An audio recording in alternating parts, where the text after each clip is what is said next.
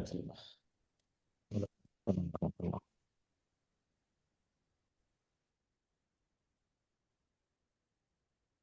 بالله من الشيطان الرجيم بسم الله الرحمن الرحيم الحمد لله رب العالمين والصلاة والسلام على سيد الأنبياء والمرسلين وعلى آله وصحبه أجمعين الحمد لله আমরা basic IT কোর্সের মোটামুটি অনেকটা পথ চলে আসছি।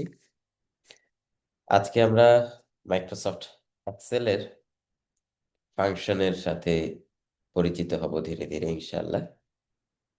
তো আজকে specially some, average, maximum, minimum, if statement, এই জাতীয় যে ফাংশনগুলো আছে, পাশাপাশি ছোটখাটো কিছু কনক্যাটিনেট যেমন ট্রিম, টেক্সট রিলেটেড ফাংশন, এইগুলো আমরা একটু জানার চেষ্টা করবো ইনশাল্লাহ।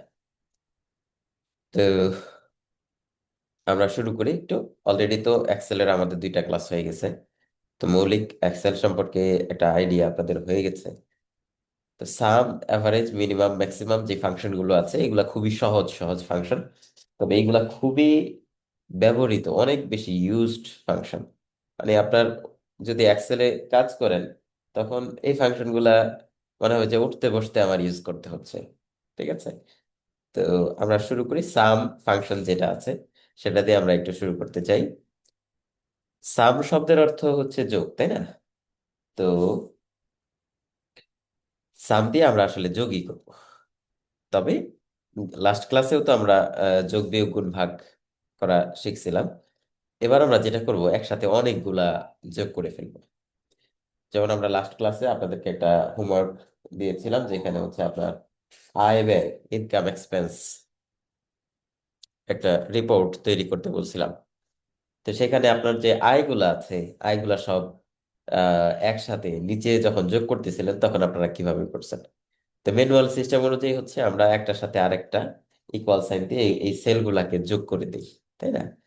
তো অটো সাম বা সাম ফাংশনটা আমাকে এখানে আহ, একটা চমৎকার কাজ করে দেয়। সেটা হচ্ছে একসাথে সবগুলাকে যোগ করে ফেলবে। তা আপনার ধরেন যে এখানে আমার বেশ কিছু সংখ্যা আছে, যেই সংখ্যাগুলোকে আমি এইখানে যোগ করতে চাই, এই সংখ্যাগুলোকে এই নিচে টোটাল বা সাম করতে চাই এইখানে। সেক্ষেত্রে কি করতে হবে? জাস্ট এখান থেকে এই যে দেখেন অটো সাম অপশনটা আছে, অথবা আমাদের ফর্মুলাতে গিয়ে আমরা অটো সাম অপশনটা এখানেও খুঁজে পাবো, এই যে সাম। তো যেখান থেকেই করি কাজ একই হবে। অথবা আমরা ইকুয়াল সাইন দিয়ে সাম লিখে দিতে পারি, সাম ফাংশনটা। ঠিক আছে, এভাবে আমি করতে পারি। তো প্রথম দিকে যেহেতু আমরা নতুন, আপাতত আমরা হচ্ছে এইখান থেকে অটো সামটা নিয়ে আসি। দেখেন এইখান থেকে যখন ক্লিক করতেছি, ক্লিক করার সাথে সাথে ইকুয়াল সাইন, সাম, তারপরে রেঞ্জটা দেওয়া আছে যে আমরা কোনগুলাকে যোগ করতে চাই। তো এই এরিয়াটাকে আমি দেখাই দিলাম। এবার আমি যদি এন্টার প্রেস করি, তাহলে দেখেন এইগুলার সবগুলার যোগফল আমার এখানে চলে আসছে। ঠিক আছে, তো এইটা হচ্ছে অটোসামের মজা। মানে আপনার ধরে ধরে প্রত্যেকটাকে আলাদা আলাদা করে যোগ করতে হয় না। আপনি জাস্ট হচ্ছে এরিয়াটা দেখাই দিবেন যে এই এরিয়াটাকে আমি যোগ করতে চাই, অটোসাম আপনাকে অটোমেটিক যোগ করে দিবে। ওকে, তো এই অটোসাম আমাদের অনেক বেশি হেল্প করবে। পাশাপাশি আরো কিছু ছোটখাটো ফাংশন আছে এবং এটা কিন্তু টোটালি ডায়নামিক। যেমন ধরেন যে আমি এখান থেকে 345 আছে, এটাকে আমি 60 করে দিলাম, এই যে আমার রেজাল্টে কিন্তু চেঞ্জ আসতেছে। তো এভাবে আমরা অটোসাম করতে পারি। এরপরে দেখেন এইখানে আরো বেশ কয়েকটা ফাংশন আছে, average, count numbers, maximum, minimum. তো এই যে যে ফাংশনগুলা, এইগুলাকে মাইক্রোসফট এক্সেলের ভাষায় বলা হয় মানে বিল্ড ইন ফাংশন। এক্সেলে এটাকে বিল্ড ইন ফাংশন বলে। মানে আমরা তো হচ্ছে যোগ বিয়োগ গুণ ভাগগুলা করছিলাম হচ্ছে ইকুয়াল সাইন দিয়ে 2টা সেলকে যোগ করে দিছি। তো এইগুলা হচ্ছে ইউজার ডিফাইন্ড ফাংশন। মানে আমরা নিজেরা নিজেদের মতো করে কিছু ফাংশন বানায় ইউজ করতে পারি এক্সেলে। পাশাপাশি এক্সেলের নিজস্ব কিছু ফাংশন আছে, সেইগুলোও ইউজ করতে পারি। যেমন এই যে একটা অটো সাম দেখাইলাম, তারপরে এভারেজ, মিনিমাম, ম্যাক্সিমাম, যে এই ফাংশনগুলো আছে। তো ওভারঅল এই বিল্ড ইন ফাংশনের লিস্টটা আমরা পাবো হচ্ছে এই ফর্মুলা ট্যাবে। এই যে ফর্মুলাস, এখানে আসলে বিভিন্ন ক্যাটাগরিতে অনেক ফাংশন আছে এখানে। ঠিক আছে, যেমন এই যে অটোসামের এখানে বেশ কিছু ফাংশন আছে। তারপরে রিসেন্টলি ইউজড, আপনি সচরাচর যেগুলো ইউজ করেন সেইগুলো এখানে পাওয়া যাবে। তারপরে ফাইন্যান্সিয়াল ফাংশন আছে এখানে।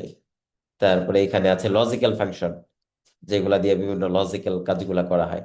টেক্সট রিলেটেড ফাংশন আছে। তো এখানে অনেক ফাংশন আছে। এর বাইরে এই ফাংশনগুলো ব্যবহার করেও কিন্তু আমাদের নিজেদের মতো করে নিজেরা ফাংশন বানাই ফেলতে পারে। তো আমাদের আসলে যে জিনিসগুলা দরকার টুকটাক ছোটখাটো ফাংশন গুলা, সেইগুলো আমরা শিখবো। বাকিটা হচ্ছে আমরা প্রয়োজন অনুসারে যাতে নিজেরা নিজেদের মতো করে একটা ফাংশন লিখতে পারি, সেই চেষ্টাটা আমাদের করতে হবে। ওকে। তো এটা আমরা একটা দেখলাম, সেটা হচ্ছে অটোসাম, সবগুলাকে একসাথে যোগ করে ফেলে। এরপরে আসেন আমরা যদি একটু দেখি, এখানে আরো যে কয়টা ফাংশন ছিল খুবই সচরাচর ব্যবহার হয়, সেটা হচ্ছে অ্যাভারেজ। যেমন ধরেন যে আমরা এখানে দিলাম 1 2 3 4 5। তো এখানে টোটালি আমার এখানে 5টা সংখ্যা আছে। এই 5টা সংখ্যা, এটার গড় কত হইল, 5টা সংখ্যার গড়, এটা যদি বের করতে চাই তাহলে আমাদের কি করতে হয়, প্রথমে এইগুলাকে যোগ করতে হয়, যে টোটালি এই 5টার যোগ কত। তারপরে গুনতে হয় যে টোটালি সংখ্যা কয়টা, সংখ্যা হচ্ছে আমার 5টা। তো যে কয়টা সংখ্যা টোটাল যে সাম আছে, যোগটাকে, অ্যামাউন্টটাকে আমরা হচ্ছে পরে ভাগ করে দিই যে কয়টা সংখ্যা সেটা দিয়ে। তো ছোটবেলা পড়ছিলাম না, গড় সমান সমান রাশিগুলোর যোগফল ভাগ রাশির সংখ্যা। তো ওইভাবে কিন্তু করতে হয়। কিন্তু এখানে আমাদের চমৎকার বিষয় হচ্ছে অ্যাভারেজ একটা ফাংশনই আছে। আমাদের এত কিছু করতে হবে না। অ্যাভারেজে জাস্ট ক্লিক করেন, কোনগুলার অ্যাভারেজ চান সেই এরিয়াটা দেখাই দেন। অলরেডি সে অটোমেটিক ধরে নিছে। তো আপনার যদি অন্য কোনো রেঞ্জ দেখাই দেন যে এখান থেকে এইগুলার আমি অ্যাভারেজ চাই, তা আপনি হচ্ছে সেই রেঞ্জটা দেখাই দিলেই হবে। দিয়ে এন্টার প্রেস করুন। দেখেন আমার অ্যাভারেজ কিন্তু চলে আসছে। 1 2 3 4 5 এইগুলা যোগ করলে আমার কত আসে, আমরা যদি একটু অটো সাম করি, অটো সাম করে দেখি, তাহলে 5টার যোগফল আসছে 15। তো 15কে যেহেতু সংখ্যা আমার 5টা, এই 5 দিয়ে ভাগ করে আমরা রেজাল্ট পাচ্ছি হচ্ছে 3। 3 5 15, তাই না? তো এই যে কষ্ট করে কাজ করা লাগতো, সেই কষ্ট করে আর কাজ করা লাগলো না। আমরা কি করলাম, এভারেজ যে ফর্মুলাটা আছে সেই ফর্মুলাটা দিয়ে এই কাজটা সহজে করে ফেলবো। ওকে।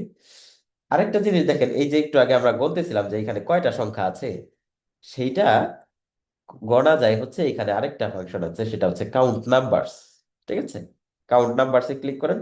ক্লিক করলেও এটাও রেঞ্জ চাইতেছে, তা আমি এই রেঞ্জটা দেখাই দিই যে এই রেঞ্জে আমার টোটাল কয়টা সংখ্যা আছে দেখাই দিয়ে আমি যদি এন্টার প্রেস করি তাহলে দেখবেন আমার এখানে টোটালি 5টা সংখ্যা দেখাচ্ছে। এই যে এই রেঞ্জে আমার 5টা সংখ্যা আছে। ঠিক আছে। তো আমরা কাউন্ট নাম্বার দিয়ে গুণে ফেলতে পারি যে এই রেঞ্জে আমার কয়টা সংখ্যা আছে। ওকে।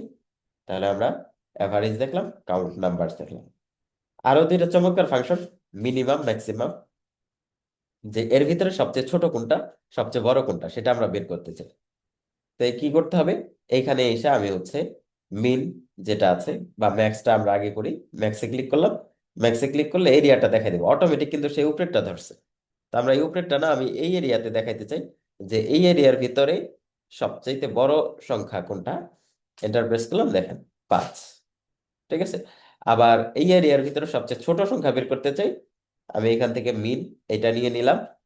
এবার হচ্ছে এই এরিয়াটা দেখাই দিলাম, এন্টার প্রেস করি, তাহলে সবচেয়ে ছোট সংখ্যাটা আমার বের হয়ে গেল। ওকে। এইগুলা দিয়ে আমরা চমৎকার সব কাজ করতে পারবো। যেমন এই যে মিনিমাম যেটা আছে, এটা দিয়ে আপনাদেরকে একটা এক্সাম্পল দেখাই, বাস্তব উদাহরণ। ধরেন যে একজন স্টুডেন্টের এখানে স্টুডেন্ট নাম হচ্ছে হাবিব।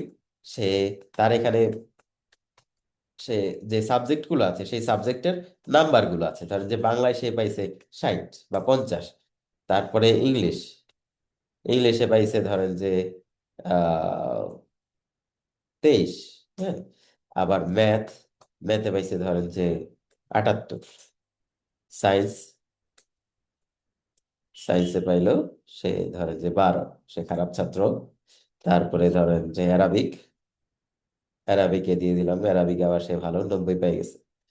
তো এরকমের আপনার বেশ কিছু নাম্বারে সে সে অনেকগুলা সাবজেক্টে সে কত নাম্বার পাইছে সেই লিস্টটা আপনার কাছে আছে। তো এখন যখন আপনি টোটালি ক্যালকুলেশন করতে যাবেন, প্রথমে আপনার চেক দেওয়া দরকার কি, প্রথমে চেক দেওয়া দরকার হচ্ছে যে সে আসলে কোনো সাবজেক্টে ফেল করছে কিনা। সে যদি কোনো সাবজেক্টে ফেল করে তাহলে আপনার এইটা আমি খুঁজে বের করবো কিভাবে? খুঁজে বের করার সহজ একটা রাস্তা হচ্ছে আমি মিন ফাংশনটা ইউজ করব। ওকে, তো মিন ফাংশনটা ইউজ করে আমি কিন্তু এটা বের করতে পারি যে সবচেয়ে ছোট সংখ্যা কোনটা। তো সবচেয়ে ছোট সংখ্যা বের হইলে সেটা যদি আপনার ফেল হয় তার মানে সে কোনো একটা সাবজেক্টে ফেল আছে। তো চলেন আমরা দেখি কোনো একটা সাবজেক্টে ফেল আছে কিনা। মানে সবচেয়ে ছোট সংখ্যা কোনটা সেটা বের করে এখান থেকে মিন মিন দিয়ে দিলাম এখান থেকে, এই এরিয়াটা দেখে দিলাম। ঠিক আছে, এন্টার প্রেস করে সবচেয়ে ছোট হচ্ছে 12। তো সবচেয়ে ছোট বা সবচেয়ে কম নাম্বার পাইছে যে সাবজেক্টে সেটা হচ্ছে 12, তার মানে সে কোনো একটা সাবজেক্টে ফেল আছে। তা আমি যদি এখান থেকে 12 যেটা আছে 12টাকে দিয়ে দিলাম 67, তাহলে এখন সবচেয়ে ছোট সংখ্যা কোনটা, ছোট নাম্বার 23। 23কে আমি পাশ করে হচ্ছে 98 দিয়ে দিলাম। এখন সবচেয়ে ছোট নাম্বার কোনটা, 50। তার মানে এখন আর কোনো সাবজেক্টে সে কোনো কিন্তু ফেল নাই। ঠিক আছে, তো এই হচ্ছে মিনিমামে দিয়ে আমরা কিন্তু এরকম একটা ট্রিক্স খাটায় বের করে ফেলতে পারি যে সে কোনো একটা সাবজেক্টে ফেল করছে কিনা। তো ওকে, তো এটার সাথে আমরা মানে অটোমেটিক আরো করতে পারবো। আমরা এই যে একটু পরে আমরা ইফ স্টেটমেন্ট দেখবো, তখন আমি এখানে একটা লজিক লাগাই দিলেই বুঝতে পারবো যে আসলে সে ফেল করছে কিনা।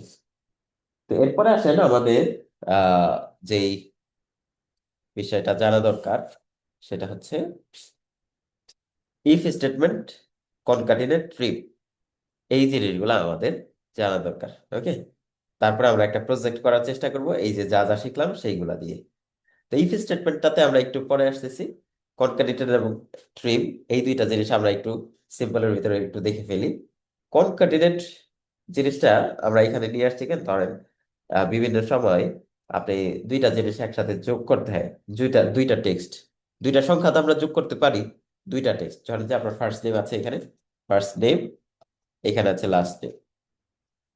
ঠিক আছে, এখানে আমরা যদি ফার্স্ট নেম লাস্ট নেম মিলে ফুল নেম বের করতে চাই, তখন আমাদের এই যে কনক্যাটিনেট টাইপের ফাংশন ইউজ করতে হয়। তো ধরেন যে আমি এখানে দিলাম রুহুল, এখানে দিলাম আমির।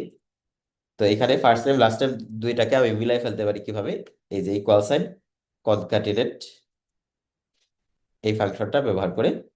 তাহলে এখানে আমার দুইটা টেক্সট দিয়ে দিতে হবে কমা দিয়ে দিয়ে, এই যে দুইটা ফার্স্ট নেম লাস্ট নেমটাকে কমা দিয়ে দিয়ে দিয়ে দিলাম। এন্টার প্রেস করে এই যে দেখেন রুহুল আমির চলে আসছে। কিন্তু একটা সমস্যা দেখা যাচ্ছে, সেটা হচ্ছে আমাদের এই রুহুল আমিনের মাঝখানে কিন্তু আমি কোনো স্পেস দেখতে পাচ্ছি না। ঠিক আছে, তো এই মাঝখানে স্পেসটার জন্য আমরা একটা স্পেস এখানে দিয়ে দিতে পারি কনকাটিনেটের ভিতরে। সেটা কিভাবে দিব, এখানে যে কনকাটিনেট ইউজ করছি দুইটা, আমি এখানে সেল দিয়ে দিছি যে ফার্স্ট নেম এবং লাস্ট নেম, এর মাঝখানে আমি চাইলে একটা স্পেস বসাই দিতে পারি। তো স্পেসটা দিব কিভাবে, এই যে এখান থেকে ডাবল কোটেশনের ভিতরে তারপরে স্পেসটা আমি দিয়ে দিব। ঠিক আছে, তাহলেই কিন্তু মাঝখানে একটা স্পেস পড়ে যাবে। এন্টার প্রেস করে এই যে দেখেন এবার কিন্তু রুহুল আমিন মাঝখানে গ্যাপটা সহ আছে। ঠিক আছে, তো এইভাবে কনকাটিনেট আমরা ইউজ করতে পারি। এরপরে আমাদের যেটা দরকার সেটা হচ্ছে ট্রিম। এই ট্রিমটাও আমাদের অনেক বেশি কাজে লাগে। যেমন ধর যে এইখানে আমি একটা এক্সাম্পল দেই, রুহুল আমিন, এখানে আমি যখন মাঝখানে একটা স্পেস দিলাম, স্পেসটা দেওয়ার সাথে সাথে স্পেসটা পাইছি। বাই এনি চান্স এই যে রুহুলের পরে কিছু স্পেস যদি পড়ে থাকতো, রুহুলের পরে আমি বেশ কিছু স্পেস দিয়ে রাখলাম, এখানে এন্টার প্রেস করে দেখেন কি হইলো। আচ্ছা, এখানে এটাকে আমরা কেটে দেই। তাহলে এই যে রুহুল স্পেস আমিন, এইখানে যেই কয়টা স্পেস ছিল সবগুলা স্পেস তো পড়ছেই, আবার আমরা কনকাটিনেটে যে একটা স্পেস দিছিলাম সেটাও পড়ছে। তো এক্ষেত্রে আমরা যেটা করতে পারি যে আমি এখানে ফুল নেমটাকে সুন্দর করে একটা ফরম্যাটে আনতে চাই, তাহলে ফার্স্ট নেম লাস্ট নেম এইগুলার আগে পরে যদি কোনো স্পেস থাকে তাহলে সেগুলো আমরা ট্রিম করে দেবো, মানে রিমুভ করে দিব, কেটে দেব। ঠিক আছে, তো এটা করা যায় হচ্ছে ট্রিম ফাংশনটা দিয়ে। তা আমরা হচ্ছে যে এখানে ফার্স্ট নেম যেটা দিছি এই যে B32 যেটা আছে, এটা তো আমার ফার্স্ট নেম তাই না, এই যে B32, এটাকে আমরা সরাসরি এখানে এইভাবে না লিখে ট্রিম ফাংশনের ভিতরে লিখতে পারি। ট্রিম এর ভিতরে দিয়ে দিলাম যে আগে সে ট্রিম হবে, তারপরে হচ্ছে আমার এখানে আসবে। এটাকেও দিয়ে দিতে পারি আমরা। তো আপাতত এটা দেখি, দেখেন আমার এখানে কিন্তু স্পেস ছিল, এই যে এই স্পেস গুলো আছে, কিন্তু এইখানে স্পেসটা আর আসেনি। সে কি করছে, এখান থেকে স্পেস গুলাকে কেটে ফেলছে। কেটে কেটে তারপরে হচ্ছে আমার এইখানে ফার্স্ট ফুল নেমটা তৈরি করছে। ঠিক আছে, তো তো এটা আমরা হচ্ছে ট্রিমটা বিভিন্ন কাছে এইভাবে স্পেস রিমুভের ক্ষেত্রে ব্যবহার করতে পারি। তো স্পেসটা শুরু এবং শেষের স্পেস সে কেটে ফেলবে, আবার মাঝখানের কোনো স্পেস কিন্তু সে কাটবে না। যেমন ধরেন যে আপনি যদি এরকম দেন রুহুল স্পেস আবির, রুহুল আহ স্পেস আবির, এইভাবে দিলেন, হ্যাঁ? তাহলে দেখেন এই যে রুহুল আমির এইখানে যে একটা স্পেস আছে মাঝখানে, সেটা কিন্তু কাটে নাই। এই আমিনের পরে যে কিছু স্পেস আছে সেইগুলাকে কাটছে। তো শুরু এবং শেষের যে স্পেস আছে সেই স্পেস গুলা সে মানে কেটে ফেলবে, মাঝখানে কোনো স্পেস থাকলে সেইগুলা কিন্তু কাটবে না। ওকে, আচ্ছা। এরপরে আসে না আমাদের যে বিষয়টা, সেটা হচ্ছে ইফ স্টেটমেন্ট আমাদের জানা দরকার। ইফ স্টেটমেন্টটা কেমন কাজ করে? ইফ মানে কি যদি। তা আমরা কিন্তু ইফ স্টেটমেন্টটা আমাদের ইয়ের সময় ইউজ করি, কথার সময়ও ইউজ করি, বা বিভিন্ন সময় আমি ধরেন যে আহ, আপনি আপনার ছোট ভাইকে এরকম বলেন না যে এই অঙ্কটা করে আসতে পারলে তোমাকে একটা কেক খাওয়াবো, বা হচ্ছে এরকম বিভিন্ন জিনিসের লোভ দেখায় না মানুষ। বাপ মা লোভ দেখায় যে এইবার পরীক্ষায় A+ পাইলে তোমাকে সাইকেল কিনে দিব। তো এই যে যে বিষয়টা বললো যে তুমি যদি পরীক্ষায় মানে A+ পাও তাহলে তোমাকে একটা সাইকেল কিনে দিব, আর যদি A+ না পাও তাহলে কিনে দিব না। ঠিক আছে? তো এইটা আমরা যেমন কথাতেও ব্যবহার করি, একইভাবে আমাদের এইখানে প্র্যাকটিক্যালেও আমাদের কিন্তু এটা কাজে লাগে। ঠিক আছে? তো এইখানে আমরা বিভিন্ন জায়গায় বিভিন্ন সময় ইফ স্টেটমেন্ট ব্যবহার করব। এটার ছোটখাটো কিছু আমরা আজকে প্র্যাকটিস করি। যেমন ধরে যে একটু আগে যেটা বললাম, যদি কেউ A+ পায়, ঠিক আছে, মানে ধরেন যে আমরা একটা দেই, এক্সাম্পল দেই। এখানে তার মার্কসটা রাখলাম, এখানে তার স্ট্যাটাসটা রাখলাম। একটা সাবজেক্টই ধরি, একটা সাবজেক্টে সে পাইছে হলো 60। তো 60-এ তো তার A+ হয় না, তাই না? A+ হয় কখন? যখন হচ্ছে সে 80-র উপরে পায়। তো এইটা কিভাবে কাজ করবে ইফ স্টেটমেন্টটা? আমরা প্রথমে চেক দিব তার মার্কসটা কত। মার্কসটা কি 80-র উপরে, তাহলে বলবো যে সাইকেল কিনে দেওয়া হবে। আর যদি দেখি যে মার্কসটা 80-র উপরে না, তাহলে বলবো যে সাইকেল কিনে দেওয়া হবে না। অথবা হ্যাঁ না, আমরা এটা দিতে পারি, হ্যাঁ না, এইটুকুও দিতে পারি। ওকে। তো মার্কসের এটা যে চেক দিব আমরা, বা এই যে যে কাজটা করব, এই কাজটাই করা হয় হচ্ছে ইফ স্টেটমেন্টের মাধ্যমে। ওকে। তো সেটা কিভাবে করে? প্রথমে ইকুয়াল সাইন দিতে হবে, দিয়ে ইফ দিয়ে দিতে হবে আমাদেরকে। এই যে ইফ লিখলাম, ইফ লেখার সাথে সাথে ইফ রিলেটেড ফাংশন গুলো চলে আসছে। তা আমরা শুধু প্রথম ইফটা নিব, নিয়ে আমরা হচ্ছে ট্যাব চাপলেই কিন্তু আমার ইফ স্টেটমেন্টটা শুরু হয়ে যাবে। তো যখন আমি ইফ স্টেটমেন্টটা শুরু করে ফেলছি, দেখেন আমার এখানে তিনটা জিনিস দেখা যাচ্ছে। এক হচ্ছে লজিক্যাল টেস্ট, দ্বিতীয় হচ্ছে ভ্যালু ইফ ট্রু, তৃতীয় হচ্ছে ভ্যালু ইফ ফলস। তো লজিক্যাল টেস্টটা হচ্ছে আমার আহ, শর্তটা। শর্তটা কি? যে A+ পাইতে হবে, বা 80-র উপরে পাইতে হবে মার্কস। এইটাই তো তার শর্ত, তাই না? তো এইখানে হচ্ছে আমাকে প্রথমে চেক দিতে হবে যে তার মার্কস 80-র উপরে কিনা। উপরে যদি হয় তাহলে কমা দিয়ে, এই যে দেখেন এখানে কমা দেওয়া আছে, কমা দিয়ে তাকে মানে তার সে যদি 80-র উপরে পায় তাহলে তাকে কি বলবো? যে হ্যাঁ, তাকে সাইকেল দেওয়া হবে, এটা লিখে দিব। আর যদি 80-র নিচে পায় তাহলে লিখে দেবো যে সাইকেল পাবে না। এই তিনটা জিনিস কমা দিয়ে দিয়ে জাস্ট লিখে দিলে হবে। তো লজিক্যাল টেস্টে আমরা প্রথমে দেই যে এই মার্কস ইজ গ্রেটার দেন 79। 79 মানেই তো মানে 79-র বেশি, মানে 80 থেকে শুরু আর কি। ঠিক আছে? তাহলে আমরা প্রথমে এটা চেক দিলাম। তারপরে বললাম যে যদি সে পায়, সে যদি 80-র উপরে পায় তাহলে আমাকে কি বলতে হবে? আমাকে হচ্ছে বলতে হবে যে ইয়েস।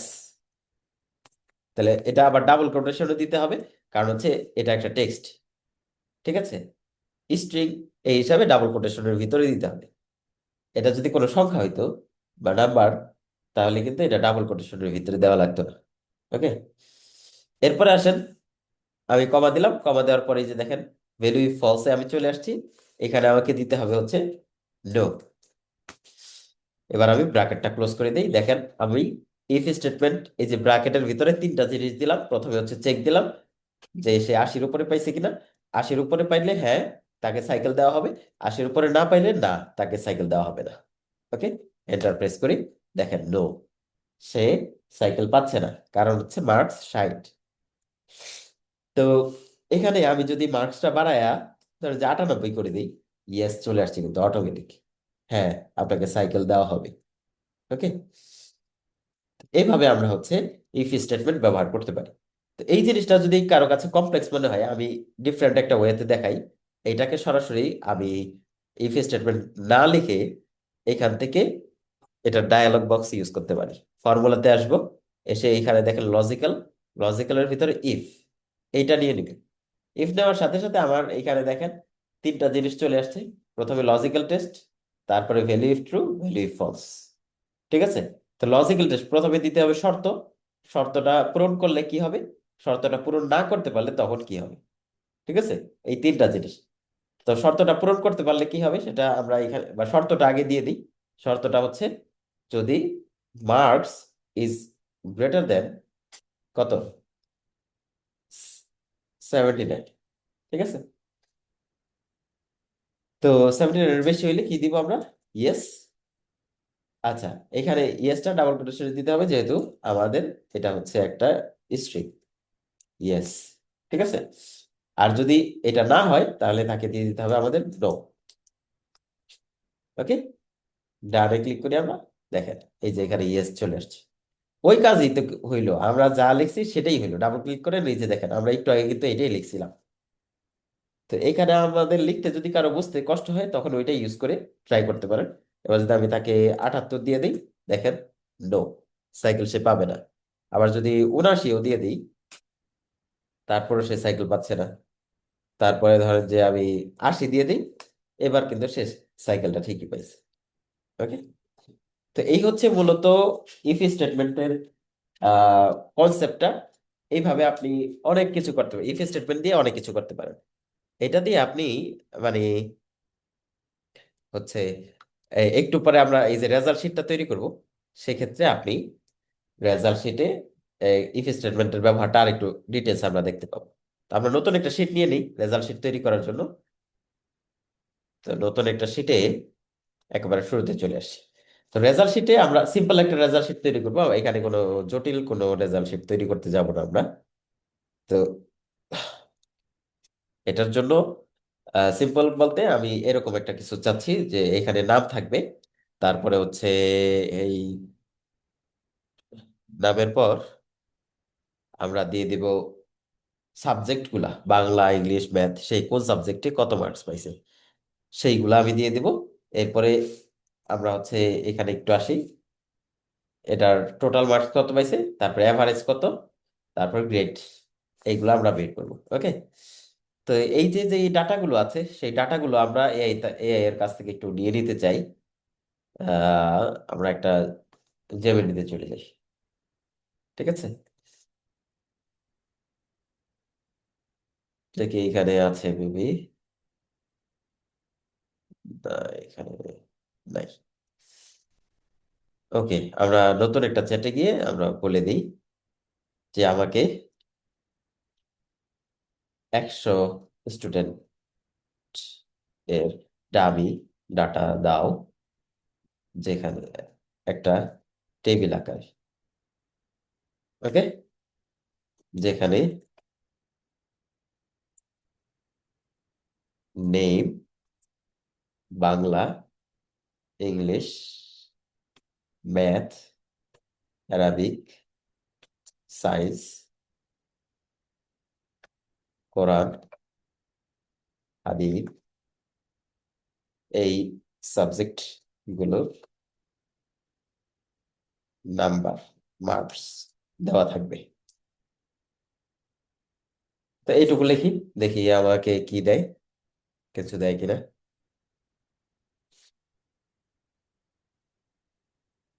হ্যাঁ, তো আমাদের কাছে এই ডাটা চলে আসছে।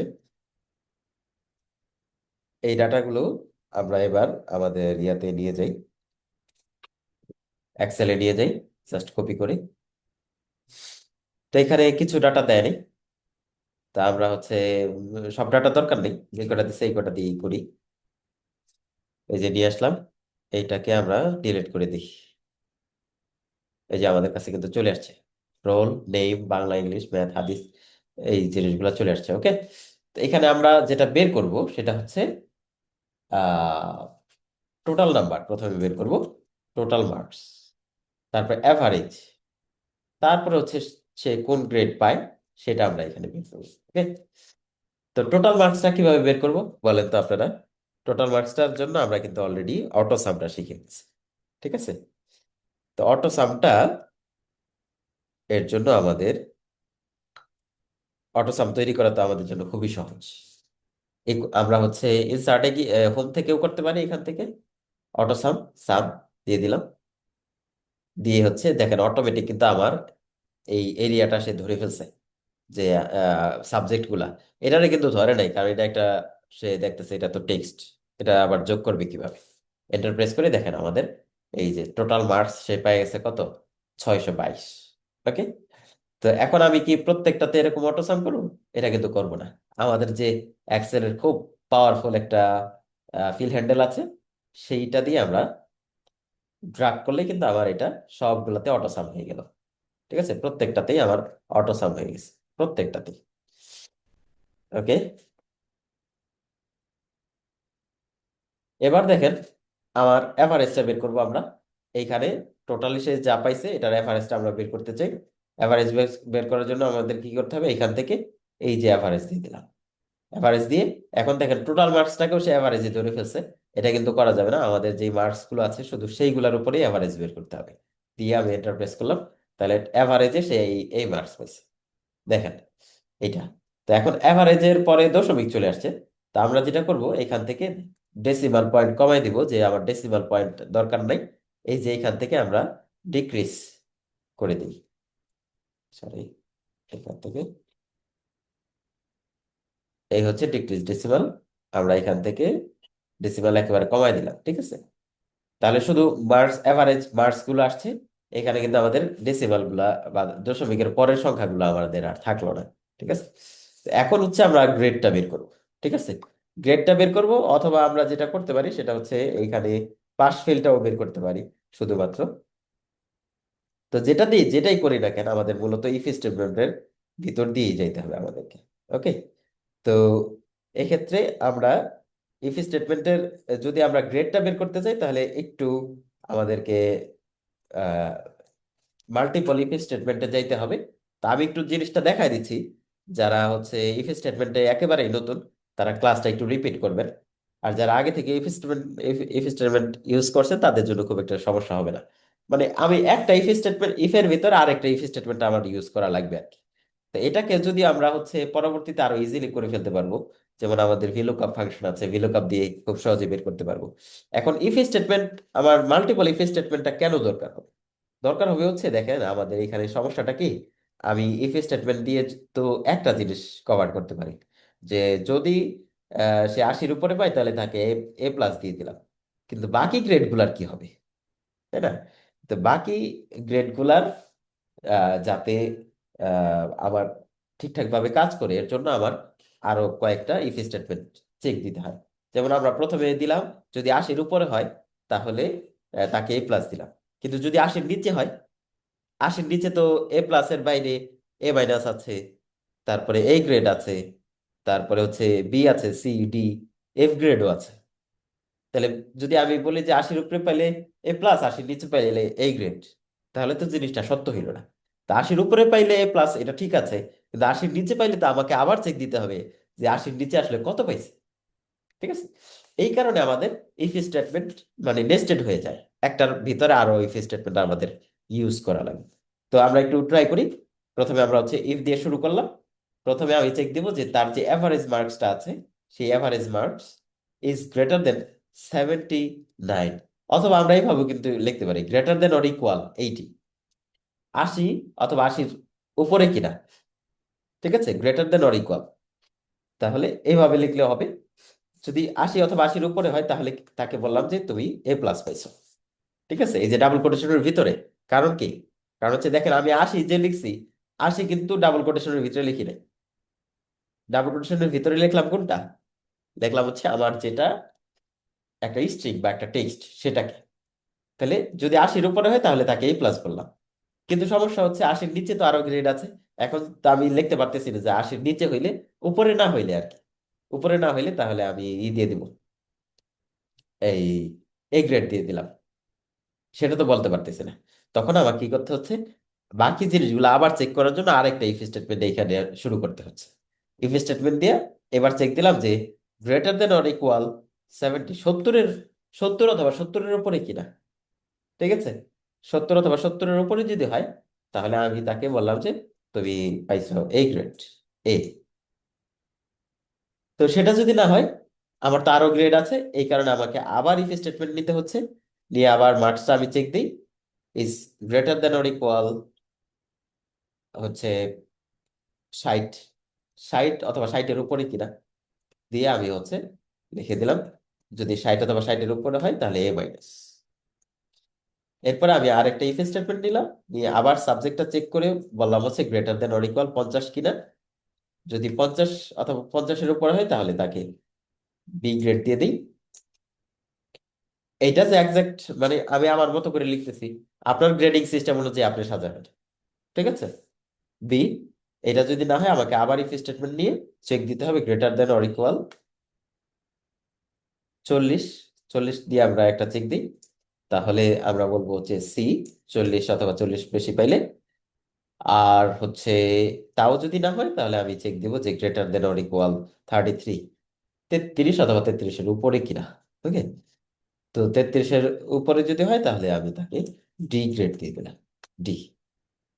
আর ফাইনালি যদি 33-এর উপরে না হয় তাহলে 33-এর নিচে যেই নাম্বারই পাও, 32 থেকে মানে 0 থেকে 32, তাকে ফেল। তাহলে আমি আর নতুন করে ইফ স্টেটমেন্ট নিব না, এখানে এফ লিখে শেষ করে দিলাম। এখন দেখেন প্রত্যেকটা ইফ স্টেটমেন্ট শুরু করছি আমি, কোনোটাই কিন্তু শেষ করার সুযোগ পাইনি। এখন আবার ধরে ধরে শেষ করতে হবে। এই যে প্রথমে আমি এইটা শেষ করব, এটার জন্য আমি ব্র্যাকেটটা ক্লোজ করলাম। এবার এই যে এইখানে যেটা আছে সেটাকে শেষ করব। অর্থাৎ আমি যে কটা ইফ স্টেটমেন্ট শুরু করছিলাম সব কয়টা কিন্তু আমাকে এখানে শেষ করতে হবে, তা না হলে কিন্তু কাজ হবে না।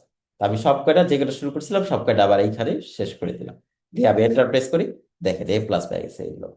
তো আমি ড্রাগ করে দিই, দেখেন ও অনেক এ প্লাস। এ প্লাস এ গ্রেডের বাইরে তো মার্কসই নেই, যে বলে তো ভালো কাজ করছে। তা আমরা কোনো একটা লোককে একটু কমাই দিই, ধরেন যে এখানে সে পাইছে 78, এখানে পাইছে 45, এখানে পাইছে ধরেন যে 34। হ্যাঁ, ওই যে অলরেডি কিন্তু এই গ্রেড হয়ে গেছে সে। ঠিক আছে, 54 দিয়ে দিই, তারপরে দিয়ে দিলাম হচ্ছে 46। হ্যাঁ, ওই যে এ মাইনাস হয়ে গেছে। তারপরে 38 দিয়ে দিই, 97 যেটা পাইছে এটাকে 58 দিয়ে দিলাম। দেখেন এই যে বি গ্রেডে চলে আসছে। ঠিক আছে, তো এটা মার্কসের উপর ডিপেন্ড করে অটোমেটিক হচ্ছে আমার এই রেজাল্টটা কিন্তু কাজ করতেছে। তো এইখানে একটা বিষয় আছে যে আসলে এভাবে কাজ হয় কিনা রেজাল্টে। অনেক জায়গায় কিন্তু এভাবে কাজ করলে কাজ হবে না, কারণ হচ্ছে এখানে আরো কাজ রয়ে গেছে। যেমন আমার চেক দেওয়া দরকার যে আদৌ মানে সে কোনো সাবজেক্টে ফেল করছে কিনা। যদি ফেল করে থাকে তাহলে কিন্তু আমার এই লজিক কাজ করবে না, আগে হচ্ছে তার ফেইলটা চেক করতে হবে। ফেইলটা চেক করে তারপরে আমার এই যে ইফ স্টেটমেন্ট দিয়ে যে কাজ করলাম সেগুলো করতে হবে। এখানে আরেকটা বিষয় আছে, যেটা হচ্ছে অনেক সময় মানে এই যে যে অ্যাভারেজের উপর আমরা গ্রেডিং করে ফেললাম, এটা অনেক সময় মানে এভাবে কাজ হয় না। তখন আবার মানে অপশনাল সাবজেক্ট, ম্যান্ডেটরি সাবজেক্ট, এইগুলা মিলে হচ্ছে গ্রেডিংটা হয়।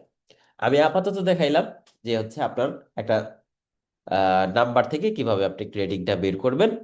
এরপরে এইটার ডিপ লেভেলে আরো বেশি বিষয়গুলো আছে। আপনার আপাতত যেটা বোঝা দরকার সেটা হচ্ছে আপনি ইফ স্টেটমেন্টটা ইউজ করতে পারেন কিনা, এবং ইফ স্টেটমেন্ট দিয়ে আপনি হচ্ছে নেস্টেড ইফ স্টেটমেন্ট বা বিভিন্ন রকমের এটার যে ব্যবহারটা আছে সেইগুলাকে আপনি বিভিন্ন ওয়েতে ব্যবহারটা করতে পারেন কিনা। আমরা এই নেক্সট আরো কিছু ক্লাসে আরো বেশ কিছু জিনিস দেখাবো ইফ স্টেটমেন্ট রিলেটেড, যেগুলাতে আপনাদের ধীরে ধীরে ইফ স্টেটমেন্টটা আরো ক্লিয়ার হবে ইনশাআল্লাহ। ওকে, তো আমরা হচ্ছে একটু দেখি আজকের ক্লাসে আর কি ছিল। হ্যাঁ, মোটামুটি ক্লিয়ার। আমরা হচ্ছে একটু ওভারভিউ করি।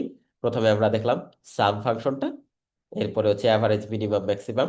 সাম ফাংশনটা আমাকে যোগ করতে হেল্প করতেছে, বাকিগুলা হচ্ছে অ্যাভারেজ মিনিমাম ম্যাক্সিমাম। এইগুলা খুবই মানে এরকম ফাংশন, ফাংশনের নাম দেখলেই কিন্তু আমরা বুঝতে পারি যে হ্যাঁ এটা দিয়ে মনে হয় এই কাজ হবে। ওকে, তারপরে যেটা ইফ স্টেটমেন্ট দেখলাম আমরা, ইফ স্টেটমেন্ট হচ্ছে আমাদের জন্য খুবই গুরুত্বপূর্ণ। আহ, মৌলিক বা বেসিক কাজের ক্ষেত্রে ইফ স্টেটমেন্ট যদি কেউ পারে তাহলে তার ছোটখাটো সমাধান মানে 50% সমস্যার সমাধান করে ফেলা যায় মাইক্রোসফট এক্সেল দিয়ে, যদি ইফ স্টেটমেন্টটা আপনি ক্লিয়ারলি একটু করতে পারেন। ওকে, এরপরে আমাদের কনকাটিনেট ট্রিম দেখলাম আমরা। কনকাটিনেট দিয়ে হচ্ছে দুইটা স্ট্রিং কে আমরা একসাথে জোড়া লাগাইতে পারি। ট্রিম দেখলাম হচ্ছে যদি স্পেস থাকে আগে এবং পরে, সেইগুলাকে আমরা রিমুভ করতে পারি এই ট্রিম দিয়ে। ওকে, আর রেজাল্ট প্রজেক্ট আমরা একটু করলাম। এই রেজাল্ট প্রজেক্ট আপনারা বাসায় বসে ট্রাই করবেন। এইখানে দেখেন আপনার হোমওয়ার্ক দেওয়া আছে, রেজাল্ট শিটের হোমওয়ার্কটা আমরা যেভাবে করছি মোটামুটি সেম কনসেপ্ট। আপনি রেজাল্টটা বের করবেন, জাস্ট পাস ফেল বের করলে হবে। আপনি ফুল গ্রেডিং যদি নাও করতে পারেন, এখান থেকে অন্ততপক্ষে এইটুকু করেন যে সে যে অ্যাভারেজ নাম্বার পাইছে তাতে সে পাস না ফেল। ঠিক আছে, এইটা অন্ততপক্ষে আপনারা একটু ট্রাই করেন যাদের এই গ্রেডটা বের করতে সমস্যা হবে। ওকে, তারপরে ফর্মুলা ফাংশন মানে টোটাল এবং এভারেজ বের করার জন্য ফর্মুলা ব্যবহার করবেন, আমরা অলরেডি করছি কিভাবে করতে হবে। Use if to show pass fail based on average, এই যে যেটা বলছি এভারেজের উপর বেস করে আপনারা পাস ফেলটা একটু দেখাই দিতে পারেন। কনকাটিনেট ব্যবহার করবেন student ID from name and roll. আপনি একটা স্টুডেন্ট আইডি বানাবেন, নাম এবং রোল নাম্বার দিয়ে একটা স্টুডেন্ট আইডি বানাবেন কনকাটিনেট ফাংশন দিয়ে। এটাকে রেজাল্ট শিট দিয়ে সেভ করবেন, আমাদের সাথে পিডিএফটা একটু শেয়ার করবেন। এই হচ্ছে মোটামুটি আজকের ক্লাসের মৌলিক আলোচনা যেগুলো ছিল। আমরা একটু আপনাদের কথা শুনতে চাই। আপনাদের যদি কারো কোনো প্রশ্ন থাকে তাহলে হ্যান্ড রেইজ করতে পারেন। সেই প্রশ্ন হইতে পারে যে আজকের ক্লাসের উপরে, অথবা আহ, আগের যে কোনো ক্লাসের উপরেও যদি কোনো প্রশ্ন থাকে হ্যান্ড রেইজ করে ফেলেন।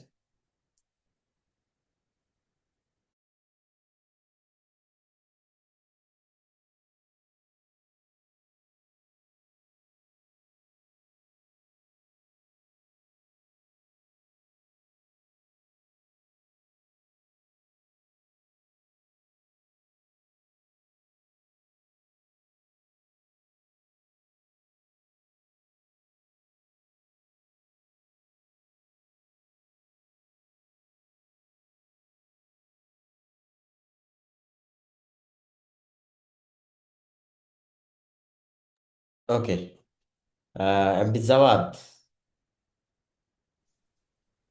আসসালামু আলাইকুম স্যার।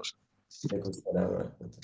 স্যার, মাইক্রোসফট এক্সেল এর সিরিয়ালটা কিভাবে করে 1 2 3 দিয়ে ওটা একটু যদি কষ্ট করে দেখাইতেন।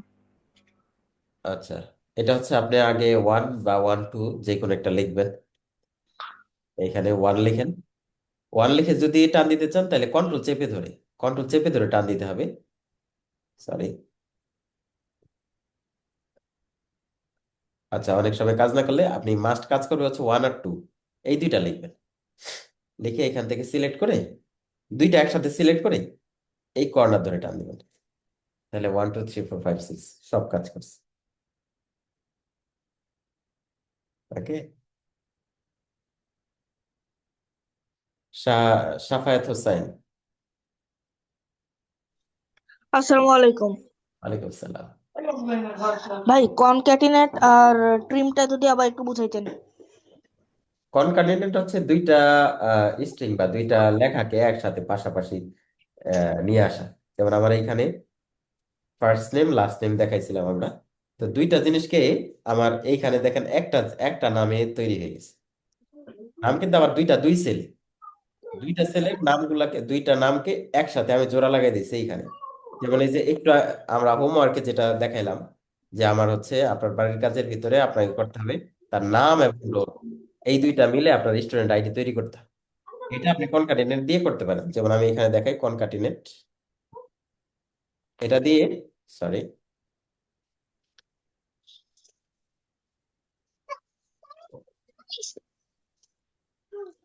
ওকে, এটা দিয়ে আমি প্রথমে দিলাম তার নাম, তারপরে কমা দিয়ে তার রোলটা দিয়ে দিলাম। হ্যাঁ, তো এখন হচ্ছে নামের সাথে সাথে তার রোলটা দেখা যাবে আব্দুর রহমান এইভাবে। এটাকে আরেকটু সুন্দর আমরা করতে পারি। সেটা কেমন? সেটা হচ্ছে নামের সাথে এই রোলটার আগে আমি একটা ড্যাশ দিয়ে দিতে পারি। তো ড্যাশটা আমি আরেকটা কমার ভিতরে এভাবে ডাবল কোটেশনের ভিতরে ড্যাশ দিয়ে দিলাম। তাহলে কি হবে? ফরম্যাটটা হবে এরকম, তার নাম ড্যাশ তার হচ্ছে রোল, এই তিনটা জিনিস মিলে তার এই যে আইডিটা তৈরি হবে। এবার আমি যদি ড্র্যাগ করে দিই দেখেন প্রত্যেকটাতে কিন্তু এরকমের তার নাম, তারপরে রোল, নাম ড্যাশ রোল, এইভাবে আসছে। তো এটা করলাম আমার হচ্ছে কনকাটেনেট দিয়ে। দেখেন আমার দুই সেলে কিন্তু, নামটা এক সেলে, রোলটা আরেক সেলে, এই দুইটাকে মিলে আমি হচ্ছে একটা আরেক সেলে আরেকটা ভ্যালু তৈরি করলাম। আর ট্রিমের কথা হচ্ছে যদি আগে পরে কোনো স্পেস থাকে সেগুলো কেটে দেয়, জাস্ট ট্রিমের আর কোনো কাজ নেই। ওটা ভাই কেমন করে? ওই যে আমি দেখাইলাম যে ট্রিমের ধরেন যে এইখানে যদি এরকম হয় আব্দুর রহমান, এটার পরে বেশ কিছু হয়ে গেছে। তো এই যে স্পেস গুলা দেখেন আমার এখানে কিন্তু এই যে স্পেসটা এখানে চলে আসছে। তো যদি কেউ ভুলে ওই স্পেস দিয়ে ফেলে, সেই স্পেস গুলা যাতে আমার এখানে না আসে। এখানে কিন্তু স্পেসটা দেখা যাচ্ছে না, এটা তো শেষে স্পেস, তাই না? তো এখানে যখন আমি দুইটাকে একসাথে করলাম তখন এই স্পেসটা টের পাওয়া যাচ্ছে। এখানে এই যে বি টু হচ্ছে, সরি, আমার, হ্যাঁ বি টু হচ্ছে আমার নাম। তো সরাসরি বি টু না লিখে আমি হচ্ছে ট্রিম দিয়ে দিতে পারি। ট্রিম দিয়ে ট্রিমের ভিতরে বি টুটা দিয়ে দিলাম। তাহলে ট্রিম কি করবে, আগে স্পেস গুলো কাটবে, কেটে তারপরে হচ্ছে এখানে নামটা আপনার পাস করবে। এবার দেখেন এখন কিন্তু ওইখানে যে স্পেস ছিল সেই স্পেস গুলো আর কাজ করতেছে না। এখানে কিন্তু স্পেস এখনো আছে, এইখানেরটা স্পেস কিন্তু কাটে নাই, সেই স্পেস গুলা এইখানে কেটে গেছে আর কি। ঠিক আছে। ওকে ভাই।